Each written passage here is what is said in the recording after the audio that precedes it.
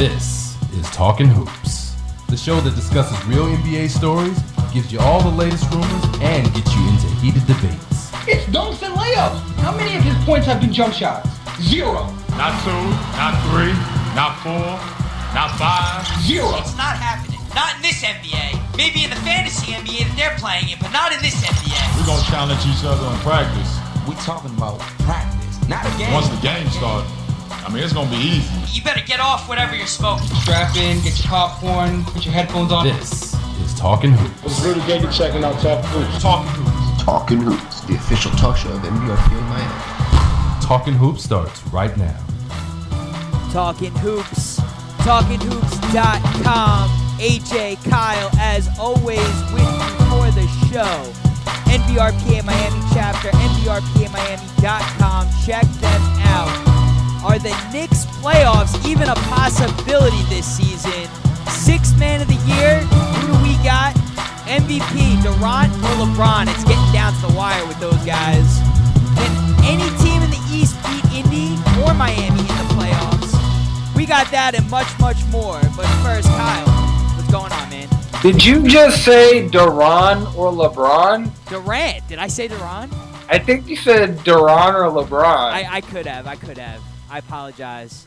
I got that guy Duran. It's been one of those. It's been one of those nights. Duran sounds like a combo of Durant and LeBron, so I'll take that guy. Hey, it could be. So, how was your night off last week? Oh, it was great. It was just super fantastic. I went to go see Phantom of the Opera on Broadway. Okay. And it was pretty boring, I'm not going to lie. It was good music, I guess. That's not really my forte. I saw The Lion King a few weeks ago. That was good. Phantom of the Opera, not so much. No? You got to really be a fan of opera-type music, I guess, to like that. All right, well, I'll tell you something that I haven't been liking too much, Kyle, and I'm sure you can relate to this. And that's the play of the New York Knicks. How do you go from Phantom of the Opera to the New York Knicks? Well, because it's not something you would have liked that much, and the Knicks playing basketball is not something I would have liked. Here's what I have to say. Did you watch the Oscars on Sunday? I did watch the Oscars. You a big fan of that? You like that? I like the last couple of awards. I really don't watch the entire thing. But I watched, the Best Actress, Best Actor, Best Movie, Best Picture, all that. Were you pleased with all the winners? Well, I actually didn't see the movie that won, so I don't know for sure. What was the movie that won? The 12-Year Slave movie. Oh. Yeah, I didn't see that either. Yeah, I didn't see it, so I couldn't tell you if... I haven't seen any of those movies. I didn't see Frozen, 12 Years a Slave, Gravity, Dallas Buyers Club, American Hustle. I know some people that saw those Gravity movies. that weren't too thrilled about it. I'm not big on award shows, so I'm not really in tune with that. All right. But I know you're a fine fan of the arts, so I figured that I would ask you. Yeah, I'm so fine. Yeah. You're a fine fan of the arts. All right, let's push that aside. You got the fine part right. I don't know if you got the fan I wanted to get that out of the way. All right. As you were saying, the New York Knicks. Can they make the playoffs? Are they good enough to make the playoffs? Here's what I have to say about that. You want the long answer or the short answer? I don't care. Well, I was going to give you both. The short answer is no, and here's why. Okay. Because they're just a bad team overall. They have publicly, multiple players have come out and said, Melo, questioning their will to compete. J.R. Smith, questioning the team's heart. Tyson Chandler says he has more pride than this. He doesn't want this to be a blemish on his career. How many players have to come out and question their teammates' will to compete? Yeah. Obviously, nobody is competing because everybody is saying the same thing. Right. So if everybody's saying the same thing, then nobody is competing. Then everybody has to look in the mirror and say, hey, wait, maybe it's me. Maybe I'm not the one competing because everybody's blaming each other. Yeah. There is nobody stepping up and saying, look, it's my fault. I could do more on defense. I want to see that. I want to see guys take accountability rather than pointing fingers at other teammates. I want to see Melo say, hey, Chandler, protect the back door. Hey, Tim Hardaway, figure out how to get around the screen. Hey, J.R. Smith, stop taking 400 shots a game. I want to see somebody point fingers and take accountability. That's what I want. Okay. And I'm tired of seeing Mike Woodson, and we all know what Mike Woodson looks like. Every time the camera goes to Mike Woodson, this is him.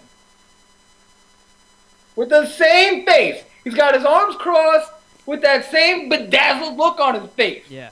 Okay, he's like, he just doesn't know what's going on. Right. He looks like a sad Sam over there. You know what? And I don't really think it's Mike Woodson's fault, to be honest with you. This comes down to a lot of Oh things. my gosh! If the team isn't playing, shouldn't it be the coach's responsibility to be? Hey, you guys got to step up and play. No, agreed. But at the same time, I mean, who's he got playing with him? I think here's what it comes down to. Here's what it comes down to. All right, hear me out. Okay, hear me out. Strick and I talked about this last week, and hear me out. Okay, I'm gonna say two things here. One, I'm gonna give a comparison. Okay, we both agree that Doc Rivers is a future Hall of Fame coach, right? Maybe. Okay, well, you think he's a good coach, a good enough coach. Yes, okay, yes. He's good enough coach. Okay. Doc Rivers was in a similar situation when he had Tracy McGrady in Orlando, he had Grant Hill, and he had Mike Miller. That team didn't win. Now, granted, they may have made the playoffs. I think they had a couple of better players than what the Knicks have now around Carmelo Anthony. But that team didn't win. Doc Rivers ended up getting fired. All right, he went to Boston. That team did not look good.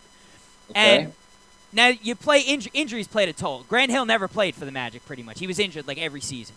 Okay, Mike Miller, very young in his career, but Mike Miller, as good as he was, Rookie of the Year, whatever, he's a spot-up three-point shooter, okay? The Knicks, next to Melo, you're looking at Tim Hardaway Jr. as that guy. And then Tracy McGrady is Carmelo Anthony in that situation. Now, Doc Rivers had no success with the Orlando Magic. He did the best that he could. He's a good enough coach that people would say, yeah, they should have had a better record. Doc Rivers goes to Boston, still does not win with that team until they get Garnett, Allen, Pierce together, and he wins his first NBA Finals. Now, last season, with the team that Woodson had, the Knicks were ranked, and you remember this, ESPN put them to be 7th in the East. No one thought that team was going to be as good as they were. We did. We said they were going to be better than 7th. But ESPN ranked that team 7th to finish 7th in the East. Okay? They finished in 2nd place with the same group of guys. Now, you're talking about Raymond Felton, who was much better last season. J.R. Smith, 6th man of the year. Just went 0 for whatever last night. 0 for 10, 0 for 12, whatever it was. Okay? Carmelo Anthony had guys. J.R. Smith was the 2nd leading scorer. He just shot 0 for 10 last night. They're not getting help. Now, you look at the coach and you say, well, this is Mike Woodson's fault. Because, yeah, he's the head coach. He's got to get guys to play better. But at the same time, any other coach to take over the Knicks now, when you have your starting point guard, your reigning 6th man of the year, your star rookie, we'll call him, because he's not going to get Rookie of the Year, but he's up there at least. He's got some numbers to show. He's the best three-point shooting field goal percentage for all rookies. And you got Iman Shumpert, who also, just a completely different player this season, goes 3 for 30 last night? 3 for 30. And you're blaming Mike Woodson for that. I don't think you could blame Mike Woodson. These are open jump shots that these guys are getting. Here's what I'm blaming Woodson for. I'm not blaming him for their performance. I'm blaming him because you have players openly coming out saying that their team is not competing. Whose responsibility is it to get the team to compete? Right. It's the coach's responsibility. No, agreed. But if he's not inspiring them to play, then they're not listening to him. I forget about, you're talking about competing. I mean, 3 for 30. How do you can't, like, any other coach would come in there and they would get the same result right now. 3 for 30. You're not going to tell me J.R. Smith is going to make more shots or he's going to take less shots with a different coach. I disagree. I don't think it's going to happen. You don't know that. And then the other guys thing. Don't want to play basketball. The other thing is you have Earl Clark and Shannon Brown. Why they're not playing? Yeah, you could question Mike Woodson for that. But look at it this way. In the finals last season, the greatest coach in the NBA right now, and it could be up for debate, but it's my opinion, he's the greatest coach in the NBA right now, Greg Popovich, okay, had Manu Ginobili stay in the game against the Miami Heat in Game 7. Well, the guy just kept messing up plays and turning the ball over and over again. People question that in the media. Why was this guy in so long? Why did this happen? Why did that happen? Are you going to blame Greg Popovich for that? Hall of Fame, future Hall of Fame coach? Different thing. You want to know why? I'm going to tell you why. Because you have a guy who's already solidified himself in the league as a go-to player, as a 6th man of the year. And the game before that, he may have had the game of his postseason career, if you don't remember. He was tearing it up in the previous game. Yeah. You can't compare Manu Ginobili, who has multiple championship rings and has proven himself, to guys like J.R. Smith and Tim Hardaway Jr. But You that's gotta my get him in. saying. Or Woodson Shannon doesn't Brown have and a Earl Clark. team. He doesn't have a team. That's what I'm saying. No, but why is that an excuse for the Knicks but nobody else? Let's go around the league. Because Wait a when minute, you wait a shoot minute. 3 Let's for go around the 30, league. when you Let's shoot go 3 around the for league. 30, 4 key guys on your roster, I don't blame the coach for that. I Let's go don't blame around the the league. coach for that. Can we go around the league real quick? Let's go around Chicago the league. Bulls, right? Yeah. They lose, arguably, their best 2 players this season, Derrick Rose and Luol Deng. They traded Deng and lost Rose to injury. They're in like 4th place in the East right now. Next team. Hold on, before you say anything. Next team. The Toronto Raptors. Basically traded away everything. Everyone was saying he was just going to tank it. They're the best team in the Atlantic. The Nets. Brook Lopez, all-star from last season, goes down with an injury, out for the year. Kevin Garnett takes a lot of games off. Not takes a lot of games off, but has a lot of injuries. That's 2 starters, a power forward and a center. You remember Darren Williams. He missed probably altogether about 3 to 4 weeks of the season. Your starting point guard. Where are the Nets right now? I think they're in like 5th or 6th in the East. They're in the playoffs. Why is it that every team can go through injuries and losing star players and not make excuses? Play better.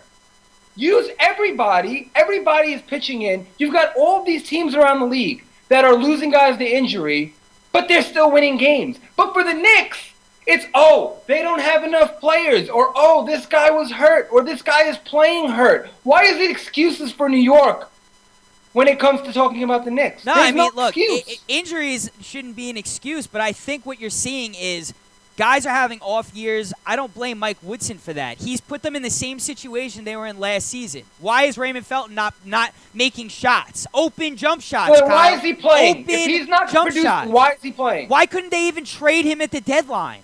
But Why why couldn't is they he even playing? trade him?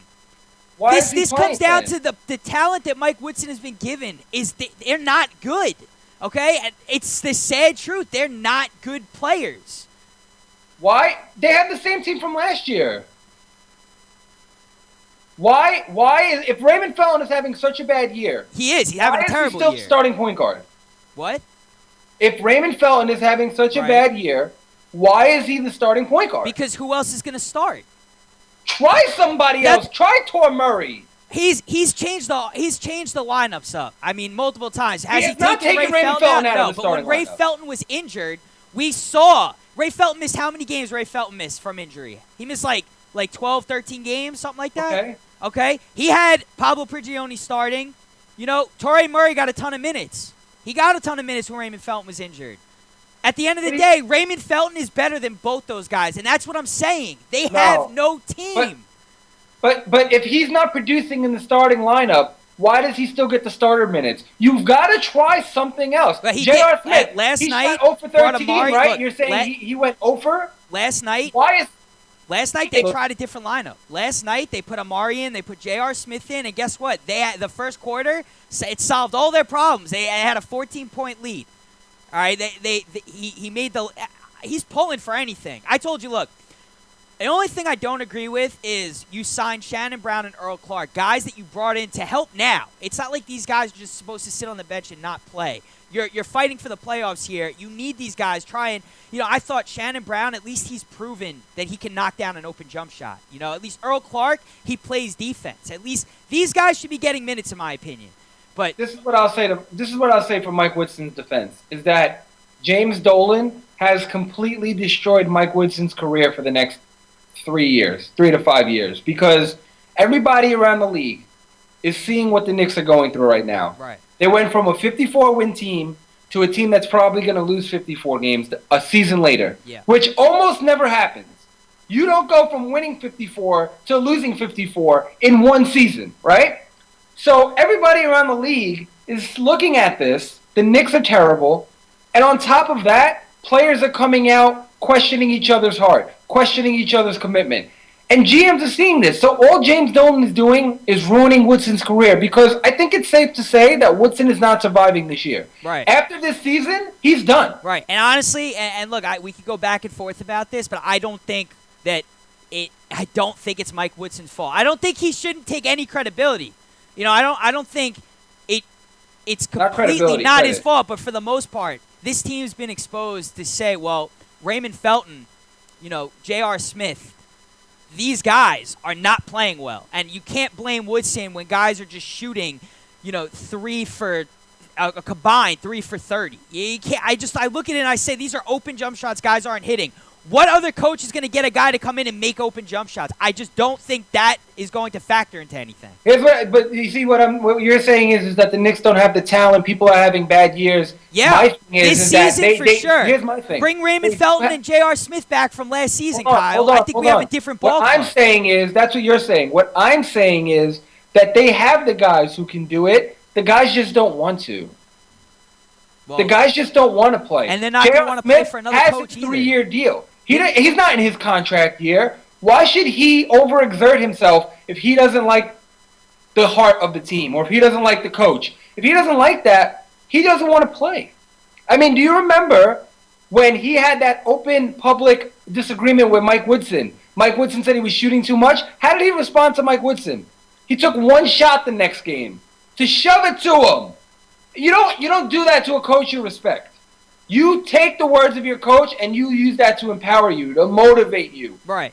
Guys, I just don't think want to play for Mike Woodson. They have the talent, they just don't want to play. See, I look at it as you're talking about a guy who's been known to just pull shenanigans his whole career, and you're putting this on Mike Woodson, who he had a lot of success under last season. I don't think J.R. Smith is going to react any differently to a coaching change. I don't think Raymond Felton is going to knock down open shots with a different coach. I don't think it's going to happen. Not this season, at least. And you can look and say, well, Felton's had a lot of off-the-court problems with his girlfriend, with the gun thing now in New York. You could look at it and say Raymond Felton's got a lot of stuff going on behind the scenes that he didn't have last season. But to me, a coaching change is not going to get these guys to make more shots. I mean, these are open jump shots. It doesn't get better than that. And I will say this also. I'll say 2 more things on this. One, that James Dolan doesn't get enough of the blame because he got rid of Glenn Grunwald. Okay. Rid of him. The team won 54 games. Why get rid of your GM? Right. That was a mistake. Then Steve Mills makes no moves at the deadline. Right. All they did was cut players. Right. They cut Udrich and they cut Meta. All they did is cut players. They don't add anybody. They didn't make any trades. Right. So you trade a GM who won you 54 games to a GM who looks like he's going to lose you 54 games. Right. And then on top of that, I don't think that Melo... Well, I can't be mad at Carmelo Anthony if he leaves. Because... No one can. Why would you want to stay? The Knicks don't have a long-term plan. You keep talking about 2015. How did that work in 2010 when you had all that free agent space? Right. LeBron didn't want to come here. Wade, Bosh... David West, no free agent wanted to come here. Carlos Boozer, no free agent wanted to come here. Joe Johnson, the only one you can manage to get was Amari Stoudemire. And if you don't give him the insurance on his knees, which no team wanted to give him, he probably wouldn't have come here. So what makes you so confident you're going to go out there and sign Kevin Love, LaMarcus Aldridge, Rajon Rondo? I completely agree There's with that. There's no long-term plan in place. I don't disagree with that, though. I agree. It's all luck for them. I completely agree. Now, and I'm going to end by saying, as a fan at the beginning of the season, the second that general manager change happened, I said it to you. Just because this guy was affiliated with Isaiah Thomas, hired the guy, I knew that this was not going to be this already set the Knicks up for a bad season. Bad season? I didn't think it'd be this bad, years. but this just goes to show you. Actually, speaking of Isaiah Thomas, there's some reports going out that he's trying to get the Detroit Pistons job. Yeah, they denied it, though. Detroit said, the report was that they were interested in bringing Isaiah Thomas in, but it's been denied since. I can't see any team wanting to bring in Isaiah Thomas. I mean, after the job that he did in New York, who would want to take that risk? See, and I'm looking at the Pistons, and both of us thought that the Pistons would be much better than they are this season. that is a team full of talent. And it doesn't matter what coach they bring in, what's going on with the general manager. They look great on paper. They have a guy. Andre Drummond is one of the best centers in the NBA right now. He's one of the best centers in the NBA. You bring in a guy like Brandon Jennings, and then you look at the coaching there, and why are these guys not playing up to par? Why is this team not doing well? That's another big question mark. I agree with that. I think Detroit is vastly under-improving, and I can't blame Joe Dumars or anything like that. I think the talent that they put there, they should be winning more games. They should be better. I think that they should be a top 4 team in the East. For sure. Brandon Jennings is an all-star. He could be an all-star. Andre Drummond could be an all-star. Greg Monroe could be an all-star. Josh Smith can be an all-star. I mean, you got 4 guys that could potentially be all-stars in the starting lineup. How many teams can say that? I mean, and Kyle Singler is even having a decent Kyle year. Singler, they moved him into the starting lineup because Kentavious Caldwell-Pope wasn't producing. Right. And Singler really is playing well. Yeah, he's playing well. And they're having a hard time winning games. You got Rodney Stuckey coming off your bench. I don't understand when you look at the Pistons and you look at the Knicks roster. To me, it's a clear difference. These guys, they're ballers, and for whatever reason, they're not gelling. And then the Knicks, there's no ballers. There's no play. There's Melo and a bunch of guys. Once again, this is the and to be honest, Kyle, you look at Tyson Chandler. This is the first time in the season that I've seen this guy go crazy on the boards the last couple of games. Because before that, you weren't getting really anything out of him, and everyone says, "Oh, well, his presence is what means the most to the Knicks. His presence on the floor." I have news for you. This season, it hasn't been there. Here's my prediction. Woodson is fired at the end of the season. Yeah. Tyson Chandler. It's not hard to predict, though. Tyson Chandler is traded. Iman Shumpert is traded. And I think the Knicks try to get a first-round pick for maybe both of them, or they package both of them for something. Yeah. But Tyson Chandler is back next year. I don't think Shumpert is back next year. They'll be looking for somebody to take J.R. Smith, I'm sure. And it is going to be massive overhauls because they know that they're going to have to do that in order to keep Melo on the team. Because if they bring back the same squad, Melo's just going to say, no, I'm not doing this again. Right. And now let me ask you this. The rumors swirling, is he going to Chicago? If he leaves New York, is he going to L.A.? Do you think Melo can actually play with Derrick Rose once he's healthy? Melo and Derrick Rose? Yeah. Yes. Okay. Because, see, I think Derrick Rose and Melo are two different players in that Derrick Rose, obviously he's a point guard, but he's more of a scoring point guard. He's a scoring point guard, but he's a different scorer than Melo is. Melo is a jump shooter, put you in the post and shoot. Derrick Rose is more attack the basket scorer. Okay. He's not really a shooter. So I think that they give a good balance to each other, especially when Derrick Rose, his ability to break down the defense. Right. He will get Melo better looks. Melo doesn't have to be in ISO every possession. Right. I think it can work, but you gotta, again, if you put Melo at the 4, I don't like Melo as a power forward. I just don't. I think he's a small forward, and if you can put him next to Joakim Noah and Taj Gibson, yikes, that is crazy because those are two very good defensive players. Those are two good rebounders. Melo doesn't have to worry about doing either of those two things. You could put Gibson on the other team's best player, so Melo doesn't have to be a defensive stopper. Right. It works out. It does. See, here, and they would have to amnesty Boozer, but my feeling is Derrick Rose, though he's young and he's got a lot of injury problems. I mean, injuries can ruin this guy's career forever. I still believe that. I think they have already. Well, yeah, but how I see it is, Derrick Rose playing with Melo, and look, he may be a lot younger than Allen Iverson, but it reminds me a lot of there's similarities there in their games. Iverson was able to get to the basket. He's able to do a lot of things. But Derrick Rose, no matter what, I don't think he's ever going to be that same player that we saw, where it was like, wow, this guy's a top 5 player in the league. I don't know if he can get back to that. And even if he does, how long can he hold up playing at that level before he gets injured again? If I'm the Chicago Bulls, I would strongly look into trading, and from a general manager standpoint, trading Derrick Rose. Well, you still can, and get some talent, and you bring in Carmelo Anthony, and now you have a ton of cap space to work. He's got a big contract, Rose. He got a pretty big deal. Well, here's the thing: they don't need to get rid of Rose to bring Melo, though. Right? No, that's what I'm saying. But when you're looking at how Melo played with Allen Iverson in Denver, and you're talking about Derrick Rose, who's coming back from injuries. Yeah, those are two different players. They're totally different. Ivo and Look, Iverson was towards the end of his career, but Derrick Rose has had injury problems. He's like, even when he came back for 10 games, he wasn't the same player. There were signs here and there, but he wasn't the same player. He's putting up like 13 points a game or whatever. I mean, it wasn't like he was dropping 28, 27, 24. You don't even want to give Rose a chance to prove himself that he can still play? At this point, I don't want to be locked into a situation where this guy is just, he's injured every season. Yeah, but you're not going to find, like you said, his contract is very big. I mean, some years he's making $20 million a year. Who's taking that? New York. I know you say that, but they're dumb enough to do that. They're dumb enough to say, "Oh, we're gonna get Derrick." Look, they're not gonna trade Derrick Rose. If they trade Derrick Rose for Carmelo Anthony, okay, it's sign and trade deal, whatever it is. All I'm saying is, no matter how much you think the smart thing to do is rebuild, which it is, you have an owner that is not going, that will refuse to trade Carmelo Anthony for draft picks. He will refuse. It won't happen. He needs a star in return if he's trading Carmelo Anthony. It's always been that way.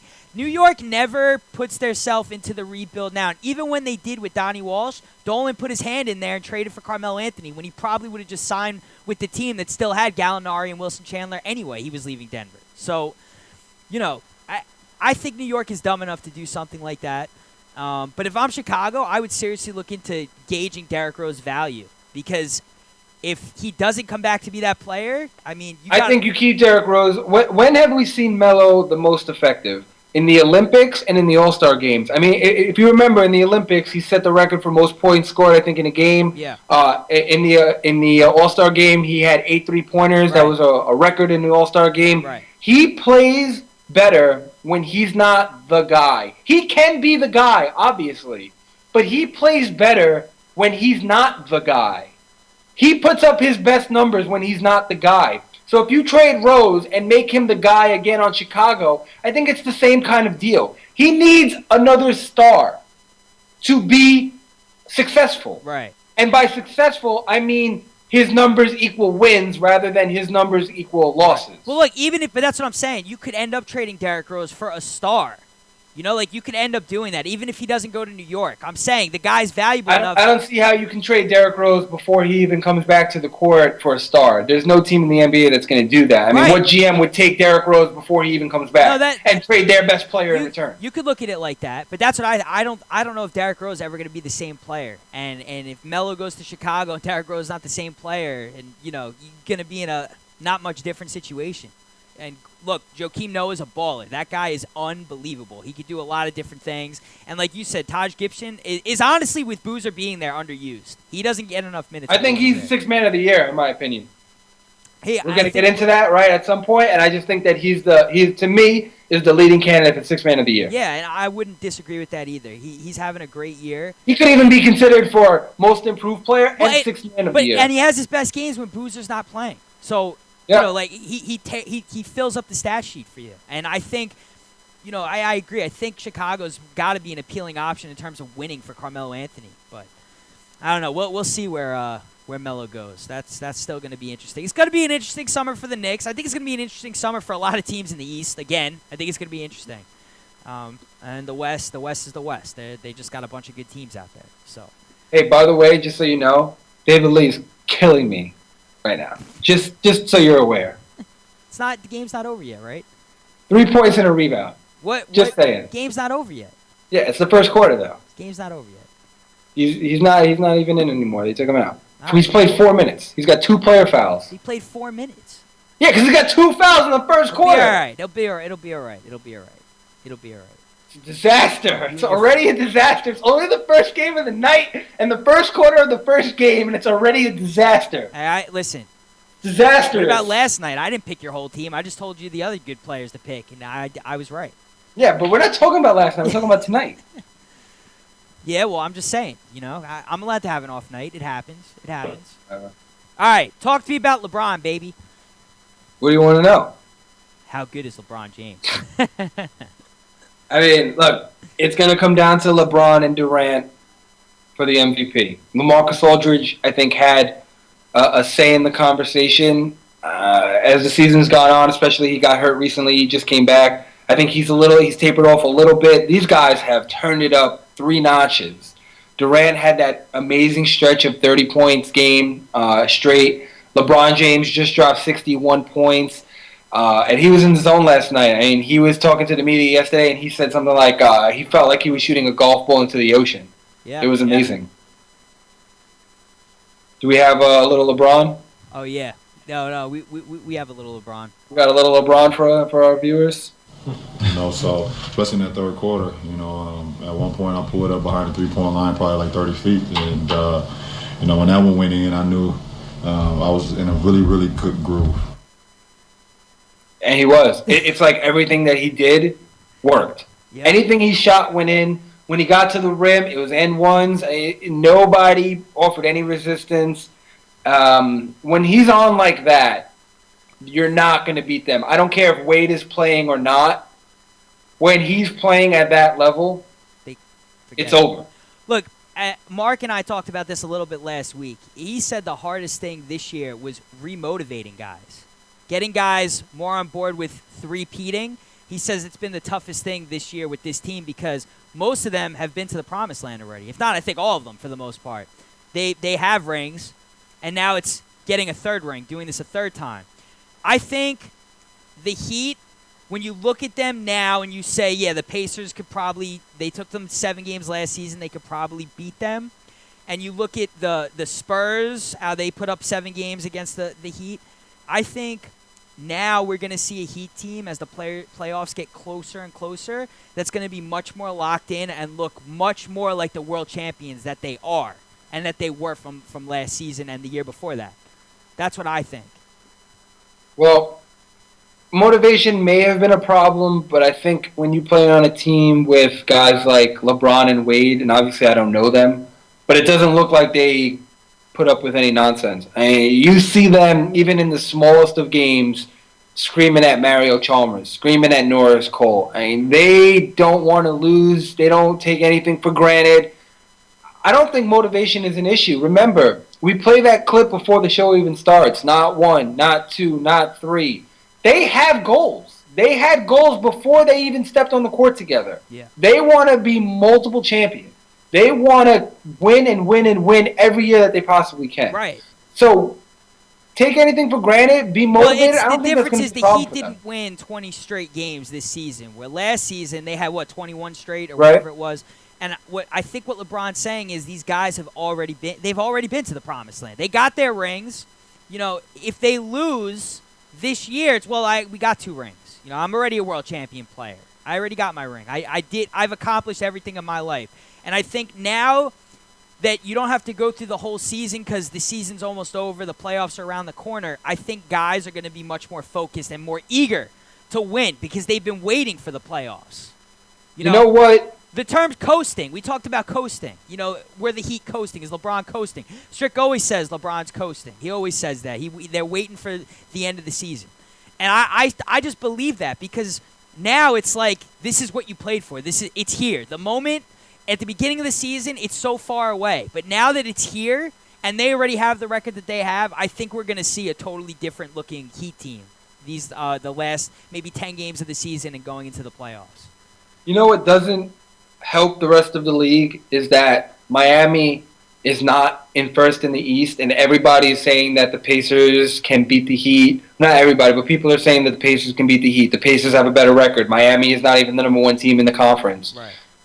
That adds to their ammo. It's like they don't need any more. If they were in first, then maybe it'd be a different story, but they got the Pacers ahead of them, so now they're even more motivated, right. if that was even possible. Right. You got the Pacers ahead of them, and I do think I think that the Pacers can beat the Heat in a 7-game series. Mm-hmm. And it will come down to home court advantage because you don't want to have to play Miami in Miami Game 7. No. You don't want to be in that situation. No. But you do have LeBron James, who proved yesterday he could score 61 points in a game. Right. And, we saw LeBron James in the finals, and I know it was in Miami, but on the home court against the Spurs, really take over the game himself and be the guy that everyone questioned if he would take more shot. No. for the most part, he always looked to pass the ball, but his knock was until last season. Can this guy be the Michael Jordan, the guy that could just step up and knock down big shots and just do it? Be the guy instead of looking to set up his teammates in those situations. And he did that against the Spurs. He silenced all the critics that said he doesn't dominate himself enough in these type of situations, these big game moments. And last season when they needed him, he literally took almost every shot. He did what he had to do, and he made them. And I think in a 7-game series, if that LeBron, what we've seen from Game 7 in the finals last year comes to play in Indiana, I don't know if the Pacers – I mean, I just think there's a good chance that he could also, beat the Pacers even if they have home court advantage. See, here's my thing. If I was an opposing coach and LeBron is in that groove, as soon as he touches the ball, it's a double team. I'm not even letting him put the ball on the ground before I think about double-teaming him. Right. It's as soon as he touches the ball that 2 guys are going to be on him. Right. I want Tony Douglas or Ray Allen or Greg Oden or Shane Battier. I want one of those other guys to score. I'm going to make them put the ball in the basket way before I have LeBron do anything with it. Except one thing. You see the groove that he's in. Why even chance it? One thing. If Ray Allen's if they double LeBron and Ray Allen is somehow open for, wherever he's comfortable, because we are talking like one of the greatest shooters ever. Right. And even though at his age and whatnot, you got to remember, he hasn't, played heavy minutes this whole season. It's not like he's logging 30-something minutes a game. Okay? No, but he's playing a lot when Wade is out. He is playing a lot when Wade's out. Wade's out a lot. And you know what? That's not necessarily a bad thing. It'll keep him in the zone. It'll keep him going when he plays that much. But still, in the playoffs, Ray Allen, that's another animal. I honestly think we're not giving Ray Allen enough credit in this series either. I think. What series are we talking about? Pacers, the Pacers Heat series. I think Ray Allen, especially if they double LeBron, he's going to get a lot of opportunities, and I see him making them. I see him making every shot. Well, I'm not saying they have to double LeBron every. I'm saying if he's in the zone like he was against Charlotte, right. you got to double him. I would let anybody else shoot the basketball. Right. Then have LeBron touch it. Oh yeah, no, for sure. That's what I'm saying. For sure. I would force somebody else. But that's what I mean. But you have plays. guys that are so good on that team that can knock down shots, and mainly I'm hitting Ray Allen here. Ray Allen was so big for them last season in the playoffs, and I think it's going to be a similar role for him this year. He's probably going to win a couple games for them throughout the playoffs by himself. It's probably going to happen. By himself? Well, the last shot, it okay. may come down to the last shot, but again, it's him winning the game. It's him getting that shot off and making it. So, and that's not to overhype Ray Allen either. But at the same time, this guy he's gonna want another ring. I mean, who doesn't want another ring in that situation? I agree. I think the thing that it'll come down to is where does Ray Allen have his jersey retired? I think that's the big question. Is it going to be Seattle? Because you can arguably say that he had his best seasons as a pro in Seattle, but he never won a championship. Right. And he goes to Boston, wins his first championship there, so he could have it there. And then Miami, if they win it this year, that's 2 championships in Miami. I don't think that he'll have his jersey retired in Miami. No. I think it comes down to Boston and Seattle. Even Milwaukee, where he started. I mean, he wasn't a bad player in Milwaukee either. Fans loved him there. No, yeah, he was I know a they good didn't player. accomplish that much, but he's known to be one of the best Milwaukee Bucks of all time. Yeah, but I just think that I don't know. He's so good. That, like I said, that's what the question is going to be: is where does he have his jersey retired? And let me ask something: Seattle's on the league right now, so Oklahoma City retired. Yeah, Oklahoma City. It's the same team, I think. I mean, in Milwaukee, I'm looking at his numbers now. He had a bunch of seasons. He had 22, 21, 17, 19. But in Seattle, 24, 23, 25, 26. This is where he had his best seasons as a player. Yeah. I think Milwaukee was the going on the upswing, and then Seattle was the peak. Right. And he stayed on that peak for Boston, and now obviously with age, his numbers go down and his role goes down, but right. It was something on the Bucks not too long ago. I think it was Glenn Robinson was in the building and they were honoring him with something because he was a pretty good player for Milwaukee. I think he was their first overall pick actually when they had it. But Robinson, Ray Allen, Sam Cassell, I think Tim Thomas was even on that team.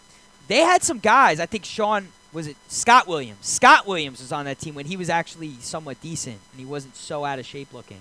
But they had a solid team, Milwaukee, with George Karl as the coach. They were a pretty solid team, and I know it came down to like a last-second shot where they lost in the playoffs. But I mean, I think Ray Allen could definitely get his jersey retired there for those teams. Yeah, it's definitely a possibility. And maybe he hasn't retired in multiple. I don't even know if that's possible. Is that even legal to have? Not legal, but can you have your jersey retired in two teams' arenas? But yeah, no, it is possible. I think Abdul Jabbar had his retired in two arenas, right? Yeah, that's a good point. Yeah. I think Milwaukee, actually. I think he played in Milwaukee. He did. That's where he started his career. Yeah, so, it's definitely possible. But that'd be crazy, actually. That's just I think Ray Allen is going to have his jersey retired in two arenas. If you get your jersey retired in two arenas, you should be a Hall of Fame player twice.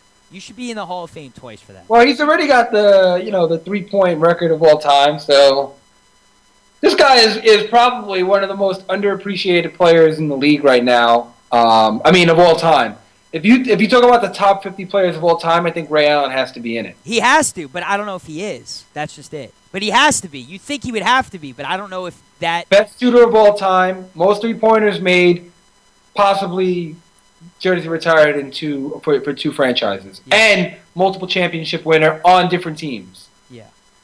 Yeah, when you add all that up, top 50 player. It's got to be. And, of course, not that this factors into anything, but Jesus Shuttlesworth, I mean... And the movie. Yeah. That's a guy. Give him the Oscar. Give him the Oscar. We got to talk to him about number 2. If he's on the show, we got to talk to him about that. Talk to him about anything revolving. He may get into acting after his career. You never know. I want a role. You think I can ask him for a walk-on role in He Got Game 2? Yeah, he'll probably give it to you. I want to be like the guy that gets dunked on from the other team. No, I'll do that. I don't care. I'll just be that guy that gets dunked on. He's like in the final year of his career. Yeah. Like he throws one Monster Jam down for like the last time in his career. I'll be that guy that's just standing there like, oh! And if anyone listening, if you haven't seen that movie, He Got Game with Denzel Washington, who's the girl again? I always forget the girl. Lala? No, I know her name. Yeah, what's the actress's name? Rosario Dawson. Yeah. Go see it. Go see it. Spike Lee, baby. Spike Lee. All right. Kevin Durant, LeBron James, MVP race here. 3 points and 1 rebound, what? What'd you say? 3 points and 1 rebound in the second quarter? Let that go. Let that go. Let that go. That is going to be disastrous for me. Well, I tried. All right, who do I think is going to win MVP to put a cap on that conversation? Yeah. I think it's going to be LeBron. You said it before. Maybe he was just coasting. He's not anymore. I think he's just turned it up a whole nother level, and you're just going to see some lights out basketball from here on out. And I think LeBron is the only player that I may ever see in my lifetime that has a legit chance to average a triple-double in a season. Right. I don't know if he'll ever do that playing with other superstars on the team because it's a lot harder, but this guy is just such a ridiculous blessing to watch. I mean, it's crazy, and I think he's going to take another MVP home at the end of the season. And you look at the other end, Kevin Durant, his team, since Russell Westbrook's been back, what are they, 1-4? Yeah, that's interesting. I don't think that it's crazy to say, but they're a better team maybe without Russell Westbrook. Now you're getting on my bandwagon. Now we're getting into that area. I don't know if I ever disagreed with that notion, but well, when we talked about trading Russell Westbrook, everyone was like, "No, you don't trade your best player. You don't." No, trade I didn't say that. Remember, top I was 10 on the players in the Westbrook league. for You don't Rondo. trade that. You don't do that. Remember, I was on the Westbrook for Rondo bandwagon. Remember, that's different. No, but either way, like if Oklahoma looked into trading him and it wasn't for Rondo, you're saying you don't trade Russell Westbrook. It depends. It depends what you get back. See? I think that after watching Reggie Jackson play in the starting lineup and seeing all the success that they enjoyed, you could get rid of Westbrook. Now, this is where Westbrook will prove his worth on this team and in this franchise is the playoffs. Because we know the playoffs are a totally different animal than the season. Right. You can beat Portland on any given night. You can beat San Antonio on any given night. Yeah. Can you beat them in a 7-game series? Can Reggie Jackson be a starter over a 7-game series with a team like Portland, Golden State, San Antonio. That's the difference. All right, you know Reggie Jackson is good, but can he compete on that level over a whole postseason? Right. You know, you got to go through different levels of the postseason. And guys get fatigued. They got games guys get harder to win. They got guys too, though, and they just picked up Caron Butler, which I did think was a great move for them. I thought that's the right signing. That was the end for Caron Butler. I know he could have gone to Miami, but I think that was a better fit. That was a better fit for him in Oklahoma City because he can actually help this team and play. Where in Miami, he may be looked at as another veteran guy that's not going to see that much playing time on that team. So yeah, he gets more playing time on Oklahoma City for sure. 100%. He could definitely put his print on some series in the playoffs and help them. So he's a good defensive player too. He at his age he can still defend. So yeah, I like the move by them. But yeah, I mean going back to Durant being so good when Westbrook wasn't there. If Westbrook didn't come back yet and Durant was still doing the same thing, you still look at his LeBron would win MVP? Because look, when you're talking MVP, it's almost like every game matters. Every single game matters. And Westbrook comes back and they're not winning. And now winning cures everything. Winning always cures. It's not that they're not winning. It's just that it looks like they had more success when. And the team they beat was Charlotte, Kyle. It wasn't like they just beat, the Indiana Pacers. The team they beat was Charlotte. Right. Who's a playoff team, though, right now. In the East.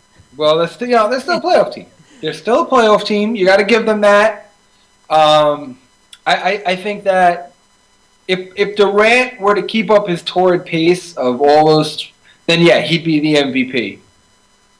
I think it goes to LeBron. Maybe it does. If it comes down to them having similar ends to the season, right, maybe they give it to Durant because it's gone to LeBron in the past so often. This is where Strickland says when it comes down to MVP, it matters in the playoffs, and I disagree because we're talking about regular season. It is supposed to be regular season, but I think that the playoffs do weigh on the voters. Right. It shouldn't. But I think it does. It does influence a little bit. Do they get the award after the playoffs, or do they get the award like after the first round? Like, how does that work? I forget when exactly it's handed out, but I know that it's not handed out right after the season. Okay. Yeah, but it's either after the playoffs or it's somewhere in the playoffs. Yeah. Okay. Because it's just I just don't think it's fair when a guy just you have the best record in the league and what he means to that team. If you ask me, you take LeBron off the Heat, they're a totally different team. And if you take Durant off Oklahoma City, they're a totally different team. But which player means more to their team? Which one of those two guys means more? And I think Durant means a lot more to Oklahoma City as opposed to LeBron to the Heat because of who's on whose teams. Westbrook's injured. Dwayne Wade plays every 3 games or whatever. But you still got Chris Bosh, and then you're looking at Chris Bosh to Serge Ibaka, where Chris Bosh has proven he could take a team by himself. And I'm not saying they go deep in the playoffs, but they could probably make the playoffs with Chris Bosh just being the guy. I don't think you take Durant off that team and Westbrook's injured. You're depending. Well, on Serge it's Ibaka. not fair because of the conferences they play in. The Heat would have an easier time making the playoffs in the East without LeBron, but if you take that same Miami Heat team without LeBron and put them in the West, I don't think they're a playoff team. Yeah. No, I kind of agree with that. So again, but that's how I'm looking at it. Which one of these guys means more to their team? Would Oklahoma City have the best record in the NBA right now? No, probably not. And would the Heat be as good as they are right now? No, probably not. So it's tough. It's honestly tough, but that's why I don't like that the playoffs factor into this decision because this team may not even have been in the playoffs if this guy wasn't on the team. They wouldn't have even made it. So I don't know. It's one of those things that it's going to be tight. It's going to be tight. It is. It's going to be tight. All right. Jason Collins. We got to fly back to Brooklyn. We got to get back into the New York area. Jason Collins playing. Actually, he didn't look too bad against the Nuggets that game. He actually, for a guy that really hadn't played too much, he didn't look too bad against the Nuggets. Came in, hit his jump shot, got a couple rebounds, maybe even blocked a shot there. I might be giving him too much credit. I don't know. But one thing that one thing I've been saying is if anyone talks about this guy's not playing because he's gay, that's why Jason Kidd's not playing him, that's so wrong, that's so false. I can't begin to tell you. This guy is the 15th man on the roster when it comes If down to Jason Kidd wasn't the coach, Jason Collins wouldn't be in the NBA right now. Okay, but that's what I'm saying. It has nothing, like, if people are wondering, oh well, because a lot of people just bought Jason Collins jerseys, okay, and I don't know how many of those people were actual Who bought a NBA Jason fans. Collins jersey? He had like the number one selling jersey, number 98, the last couple weeks. It's crazy, but that's what I'm saying. I don't know how many of those NBA fans are NBA fans, or if they're just buying him because of what he means to the gay community right now. You know, and that's great. Like, I have nothing against this. But when people who don't watch basketball that own this jersey because they have, you know, the first openly gay player actively playing in the NBA, okay, like people know about it and he's on the court, and you're supporting him, and that's great. But to now say, well, they're not playing him because of his sexual orientation, I think is wrong. Because Who said that? Well, that's just it. People think things. I'm saying people looking from this on the outside in that aren't NBA fans. Oh, okay. If this guy's not on highlights, or if they see him sitting on the bench, oh, they're not playing him because he's gay. Absolutely not. They're not playing this guy because he's a 3.3 rebounder career average. That's why they're not playing him. So I don't want to hear they're not playing him because he's gay. That's all I'm saying. Yeah, I haven't heard that anybody say that, but Oh, people are gonna call. It's gonna happen. It's going to happen. It's going I to don't come think out. they will because for him to be on an NBA roster, I think cancels that out. You know, what does it matter if he plays or not? The fact that he's on a roster, Right. the fact that I agree. he's playing basketball, you know, that he's out there and competing, I think cancels all of that out. Right. And I think it's great that the fans are accepting him. I love that he goes to you know, opponents' arenas. Right. And I think he said something about that the other day, that he goes into other people's, you know, the Nets travel and people are giving him applause. I think we have something like that, right? Yeah. We have a Collins bite. Yep. We got a sound bite. I'm playing it.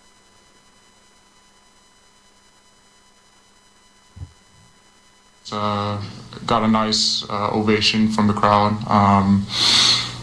which is a little bit rare when you're playing on the road. To get, usually, you get heckled right away. So it's nice to get the ovation. So he's happy. Yeah. That's good stuff. What a person does in their personal life, as long as it's not illegal, Right.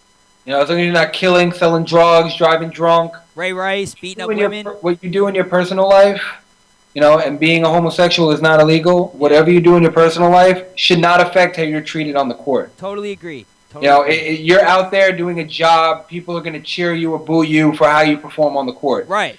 If you're out there and you're terrible, then yeah, you should be booed because you're not doing your job right. Right. But if you're out there and you're competing and you're putting your effort in, then yeah, you should be cheered. And that's it. That's how you should be judged. Right. But that's getting back to what I'm saying. That I think we should move away from what you said. no, it's just how you know what? It's how I felt. That's all. It's how I felt, and I hope that people are watching basketball, and like if a guy doesn't play, they realize why he's not playing and not for the wrong reasons. That's all. That's all. Yeah, I just think that you're bringing something up that's not an issue. Well, it can get to that though, and I don't it's know. been I talked think you're about. assuming. People already talked to me about it. You know, people already actually talked to me about it. So I'm just making it clear. I'm just setting it straight. All right, that's it. All right, moving on. So Jason Collins back in the NBA. The Nets. How about just the Nets right now? Back to 500. That's what I'm saying. You see another team. It's like Brooke Lopez goes down. Jaren Williams has been in and out of the lineup. Kevin Garnett has been in and out of the lineup. And you don't hear anything from them. There's no excuses being made. There's nothing. They're winning games. They've been playing very well in the second half of the season. They're going to be a tough out in the playoffs, I think. There's no excuses. I love that Jason Kidd has went from pretty much ridicule, everybody saying that this guy should not be coaching, to actually doing a pretty good job right now. You know, the only way you can shut the critics up is by succeeding and winning. Winning games cures everything. Right. You know, if the Knicks started winning games, nobody would open their mouth ananymore. Right.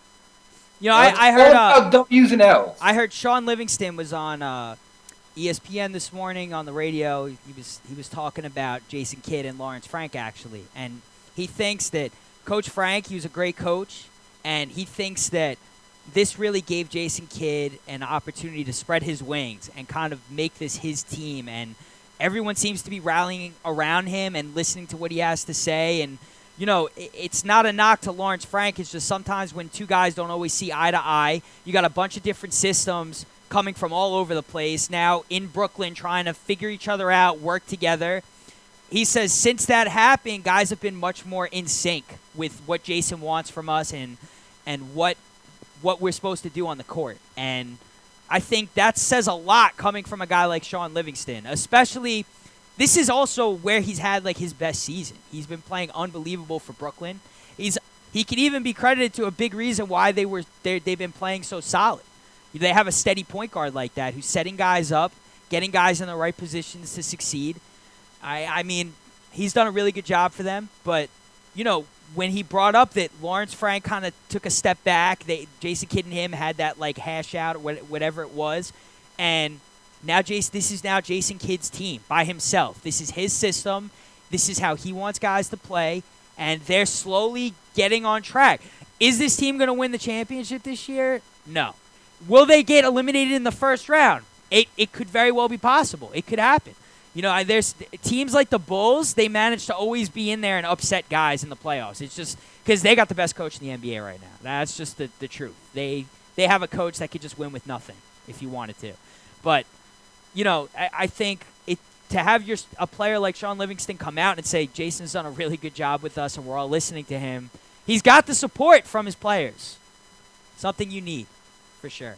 Yeah, that's an understatement. You definitely need that.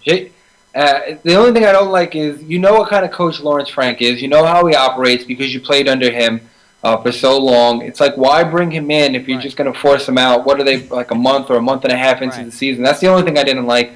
But look, it doesn't matter. Like I said, winning cures everything, and you don't even hear Lawrence Frank's name anymore. No, but and also losing, it'd still be an issue. And Lawrence Frank has a job. All right, and he has a job. He didn't have a job before. He does have a job now. That's right. He does have a job now. The only thing about the Nets is that they pretty much forfeited the next year or two of their franchise to put this team together, and this team is still, at the end of the day, as good as Jason Kidd has done in the second half of the season, this team is still underachieving. They were supposed to be a championship contender because they traded all these draft picks. They brought in Garnett. They brought in Pierce. You know, they brought in Jason Terry, who they already traded. Right. It was supposed to be a championship year for them. No. It's not turning out that way, and next year it's not going to be any better with the same cast of characters. I don't know what they do next season. Maybe they try and trade Brook Lopez and Darren Williams. Who knows? But they are still underachieving. But they'll be a tough out in the playoffs, and at least they'll give their fans postseason basketball, something that Knicks franchise cannot say about that. All right. And on that note, we're going to wrap up the show here. Here. Take that drink. Take that drink.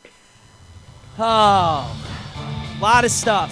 A lot of good stuff to talk about. A lot of good stuff. I like when we have this kind of content. I love when we have this much stuff going on in the league. It's tough, too, because the trade deadline's over. There's not too much going on now. Now it's just teams focusing on the playoffs. But Talkin Hoopz, TalkinHoopz.com, NBRPA Miami chapter, NBRPAMiami.com. Mark Strickland, we'll see you next week for sure. Get everything on TalkinHoopz.com, all the latest news, highlights, clips of the week, throwback clips of the week. We got it. For AJ, for Kyle, we'll catch you on the rebound.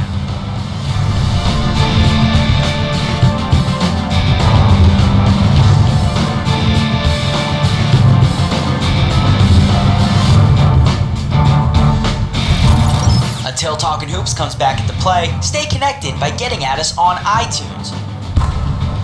Keep up to date with all the latest basketball news and rumors and check out all our shows by logging on to TalkinHoopz.com. Catch you on the rebound.